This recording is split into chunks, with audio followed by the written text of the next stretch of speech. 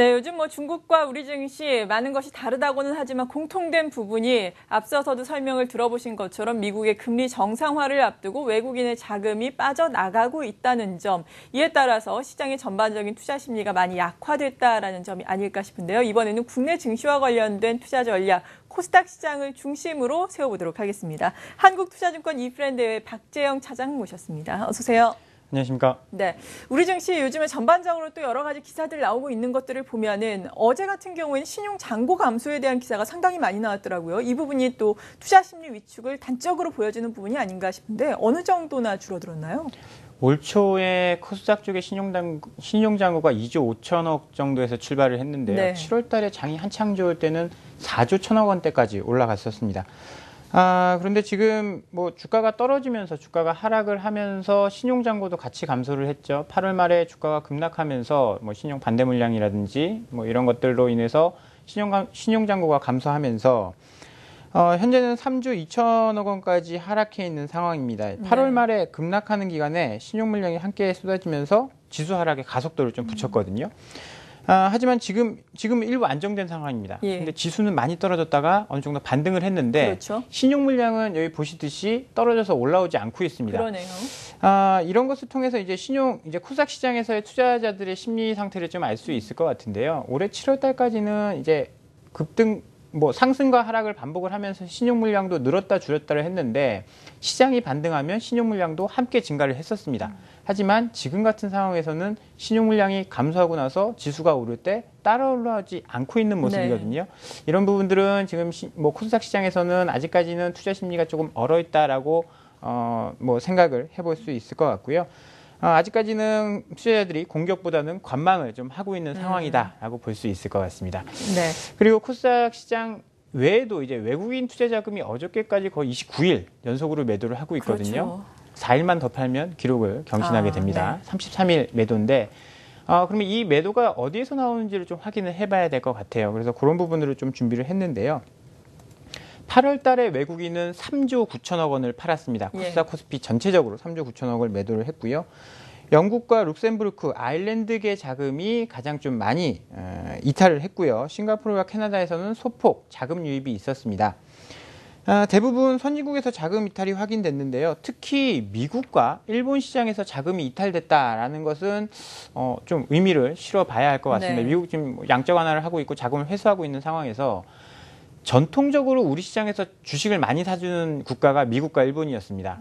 특히 장기 투자 자금이 많았고요. 연도별로, 그러니까 올 한 해로 봤을 때는 8월을 제외하고는 미국은 계속 매수를 했었고 일본도 지금 양적 완화를 하고 있지 않습니까? 그렇죠. 그래서 계속 매수 추세였는데 일본과 미국 자금마저도 지금 매도로 반전됐다라는 것은 조금 문제가 될 수 있다라고 생각을 하고 있고요. 미국계 자금 이탈은 중장기적으로는 시장에서는 악재로 작용할 수 있다라는 점에서 추가적인 경계감을 좀 가져야 할 것 같고요. 9월달, 10월달까지 계속 모니터링을 해야 되는 지표다라고 말씀을 드려보도록 하겠습니다. 네, 이러한 외국인의 수급이 좀 돌아서 준다면은 개인들의 투자 심리도 또 개선이 되면서 앞서 말씀해 주신 것처럼 신용 잔고도 또 늘어날 수 있을 텐데 외국인들의 수급이 좀 긍정적으로 돌아설 수 있는 트리거 포인트가 나오기를 좀 기대를 해보겠습니다. 앞서서 거래소 시장을 중심으로 외국인의 수급은 말씀을 해주셨는데 지금 코스닥 시장도 외국인의 수급이 아주 좋지 않아요. 3거래일 연속 비교적 큰 폭으로 외국인이 순매도를 단행했네요. 네. 지금 최근 일주일간의 거래 움직임을 보면 외국인은 291억 순매도를 했고요. 기관은 783억 매도했습니다. 저번 주, 저저번 주에 비하면 금액은 많이 줄어든 편이고요. 그래서 개인적으로는 매도의 클라이막스는 좀 지난 것이 아닌가라는 생각을 좀 해보고 있습니다.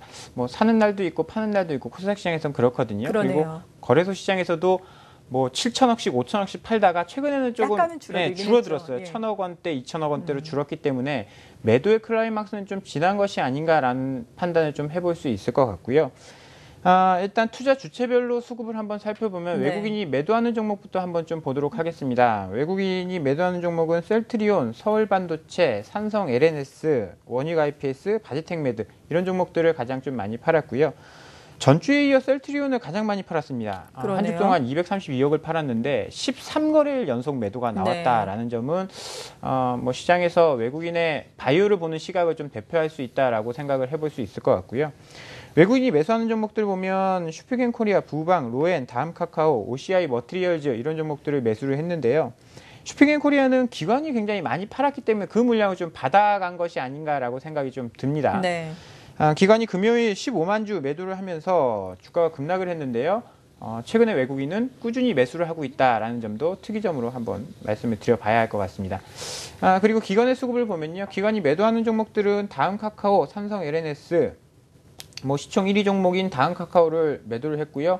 삼성 LNS 같은 경우에는 외국인과 기관이 동반 매도하고 있다라는 점이 특징적이고요.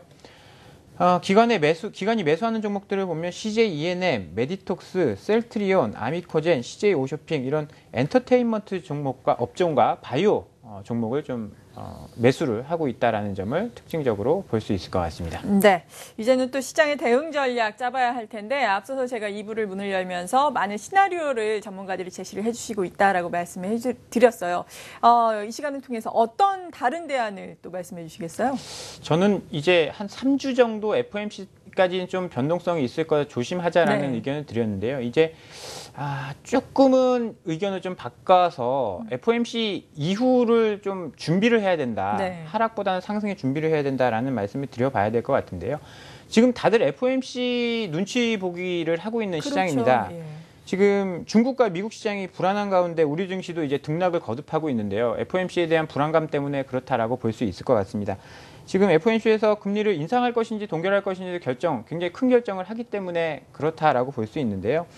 코스닥 시장도 마찬가지입니다. 거래 대금이 엄청나게 많이 줄었어요. 최근에는 3조가 안 되는 상황이거든요. 2조 중반대를 기록을 하고 있는데 7월 달에 거래 대금이 한창 많을 때는 5조까지 올라왔습니다. 거래 대금이 반토막 났다라고 할 수 있는데 이건 다 FOMC에 대한 불확실성 때문에 눈치 보기 하고 있다라고 해석을 해볼 수 있을 것 같습니다. 그리고 앞서 말씀드린 신용 물량 감소도 이런 것과 맥을 같이 한다라고 보는데요. FOMC 눈치 보기 시장이 계속됐는데 서서히 상승을 좀 준비할 필요가 있을 것 같습니다. 상승을? 네. 이번 주 금요일에 새벽 3시에 결정이 있죠. 그렇게 되면 시장이 방향성을 결정할 것 같은데요. 이미 금리 인상의 우려는 시장이 많이 반영을 했다라고 봅니다. 증권사의 데일리를 보면 EMBI 스프레드라든지 CT 매크로 인덱스라는 이제 유형과 관련된 지표들을 이제 많이 좀 보여주는데요. 이런 것들이 고점을 찍고 지금 떨어지고 있습니다. 지금 금리를 올린 것도 아닌데 지금 시장은 굉장히 신경질적인 반응을 보였고, 그 불확실성과 관련된 리스크들은 올라갔다 떨어지고 있는 상황입니다. 그렇게 된다라고 한다면 이런 불확실성이 더 높아지고 시장이 떨어지려면 금리 인상은 이제 시장이 알고 있는 이슈고, 이것보다 더 큰 악재들이 나와야 되는데 그런 악재가 지금 나올 가능성은 크지 않다라고 보고 있기 때문에 어느 정도 시장은 반영을 했고 이제 앞으로는 상승을 좀 준비를 해야 된다라는 말씀을 드려보겠고요. 코스닥 차트를 보시면 바닥을 지금 다지고 있는 중입니다. 이제 저점 대비 50% 반등을 하고 제가 시간이 좀 걸릴 거다, 오르락 내리락 하면서 시장이 걸릴 거다라고 말씀을 드렸는데 정확히 오르락 내리락 하면서 시장은 이동평균선을 모아가고 있는 그런 상황입니다. 지금 그렇다라고 한다면 추가적인 리스크가 나오지 않는 한 상방으로 좀 올라갈 가능성이 있다라고 보고요. 그래서 앞으로는 이제 기존 주도주가 올라갈지 저평가주가 올라갈지는 모르는 상황이지만 상승을 좀 준비할 필요는 있다라고 결론을 드려보도록 하겠습니다. 네, 잘 알겠습니다. 한국투자증권 이프랜드의 박재영 차장이었습니다. 감사합니다.